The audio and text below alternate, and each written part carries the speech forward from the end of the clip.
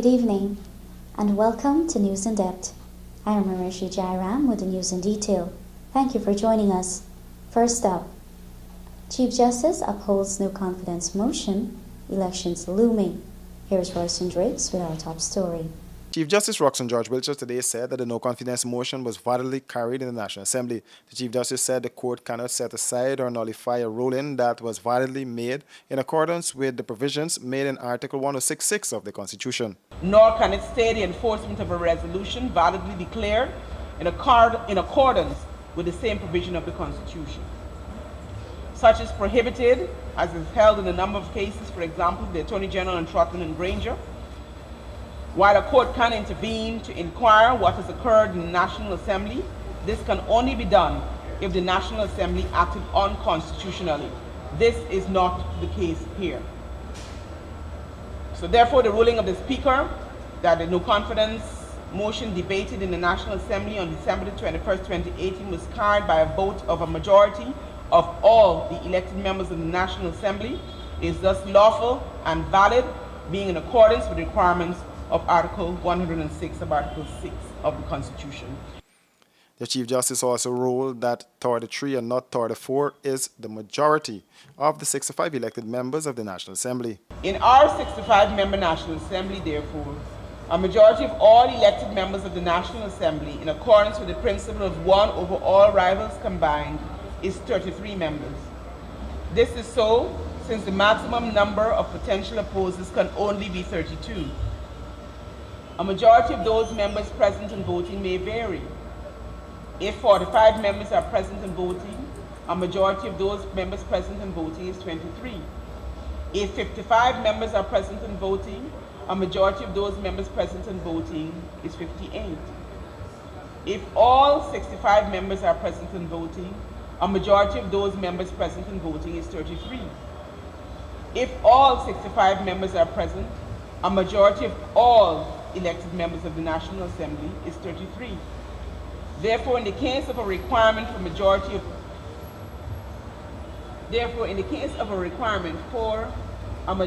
of all elected members of the National Assembly, at least 33 votes must always be obtained to meet that requirement. Chief Justice also said the President and his ministers cannot therefore remain in office. The President and the ministers cannot therefore remain in government beyond the 3 months within which elections are required to be held in accordance with Article 106 of Article 7, unless that time is enlarged by the National Assembly in accordance with the requirements of said Article 106 of Article 7.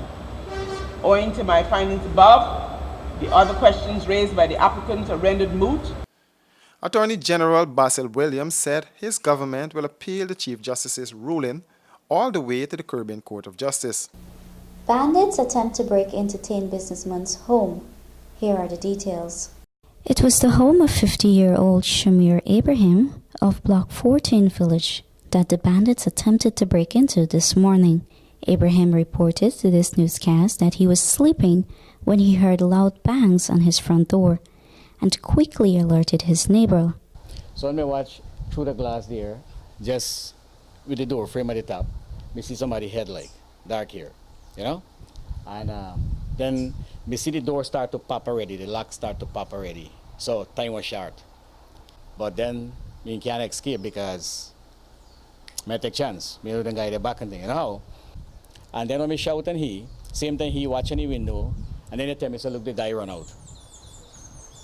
The guy run out, he jumped the gate, and in front here he picked 2 bicycles.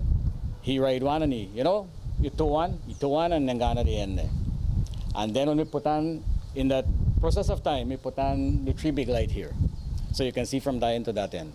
This is the first time thieves made an attempt on his home, which also houses his business. He went on to say that on Wednesday a strange face was noticed in the neighborhood, acting suspiciously.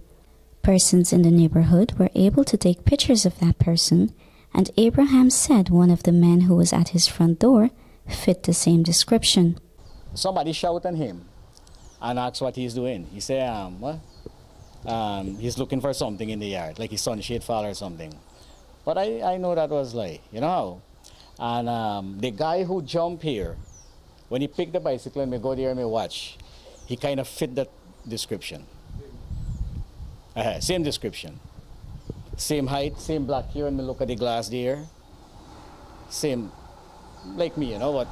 More thinny like to me. The businessman also lamented about the arrival of police, which was over an hour. Initially, calls were made to the Wim police station, but the phones went unanswered, forcing them to call New Amsterdam, who alerted ranks at Wim. The man sells agricultural products, cosmetics, hardware, households, and appliances. When we return, you will learn about the work the Ministry of Education is undertaking, following the quarantine schoolgirl's suicide. More after the break. Hey, looky there. Let me go techie boots. Boots? No, man, Bama. I ain't gonna get like a thief in a big stinky 30 second-hand boots. Plus, it gonna be more cheaper online. And don't get my favorite color, pink. Let me go on. Online shopping. Cheaper, faster, better. Passback.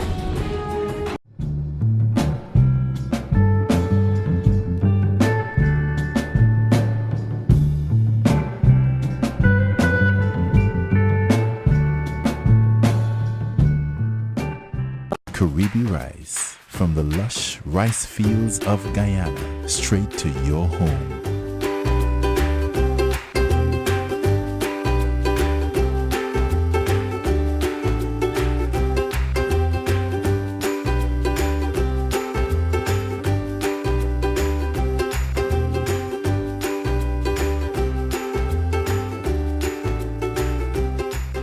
Caribbean rice, our people, our rice.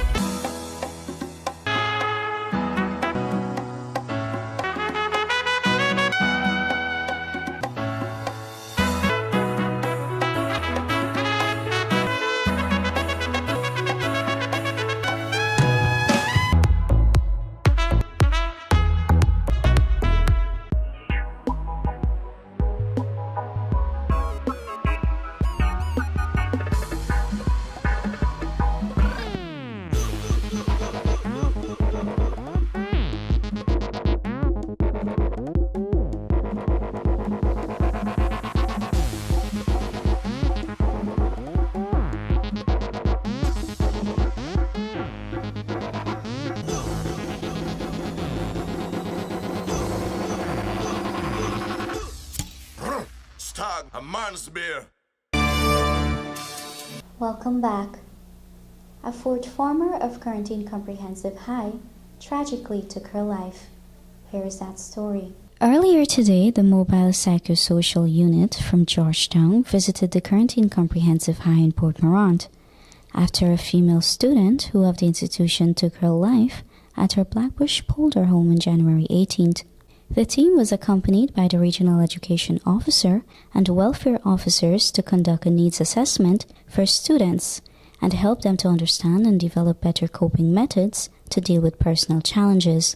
While the Regional Education Officer, Valaika Jaikishun, stated that the unit decided to highlight this scenario to the students and provide counseling in all way possible to prevent any possible recurrence. It is sad that the unit had to come in a time when there is tragedy to offer help to the learners in the classroom and also to meet with the parents and offer some counseling.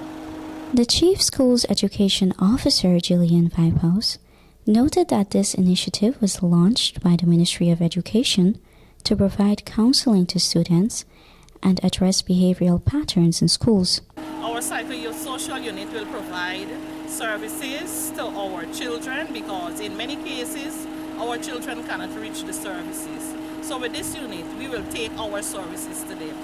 We are here to help individuals and even family to restore their capacity so that they can function. The unit is an implementation that was put into place for students around the country. It was brought to Region 6 this month to focus more on high school students across Berbice in the form of counseling and outreaches. With that, we've come to the end of tonight's newscast. If you have a news story or tip, you can contact us on 698-2500 or 666-4337. You can also visit our website www.rdproductiongy.com, Facebook or Instagram at Royston Drakes Production for more details on these and other stories. Join us again tomorrow for another edition of News in Depth. I'm Ramesh Jairan saying good night.